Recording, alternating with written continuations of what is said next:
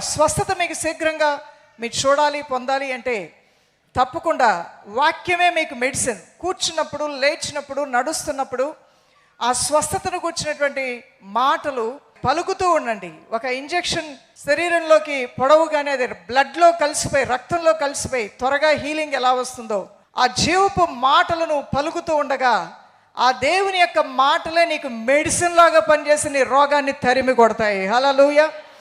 అందువలన దేవుని మాటలు వింటూ ఉండాలి, దేవుని మాటలు పలుకుతూ ఉండాలి, దేవుని మాటల్ని నమ్ముతూ ఉండాలి. ఈ మూడు కంటిన్యూగా నీలో జరుగుతూ ఉంటే నీ దేహంలో ఉన్న రోగం దానంతటికి అదే పారిపోతుంది దేవుని బిడ్డ. అందువల్ల నీ వాక్యాన్ని ఒక మెడిసిన్ లాగా తీసుకో. దేవుని మాటలు వింటూ 3 పూట్ల టాబ్లెట్ వేసుకోమని డాక్టర్ గారు చెప్తూ ఉంటారు, 3 పూట్ల టానిక్ తాగమని చెప్తూ ఉంటారు. అలానే 3 పూట్ల దేవుని మాటలు నువ్వు చదువుతూ ఉండు, ధ్యానం చేస్తూ ఉండు. నీలో ఉన్న వ్యాధులు, రోగాల నుండి ప్రభు నీకు విడుదల ఇవ్వటం ప్రారంభిస్తాడు.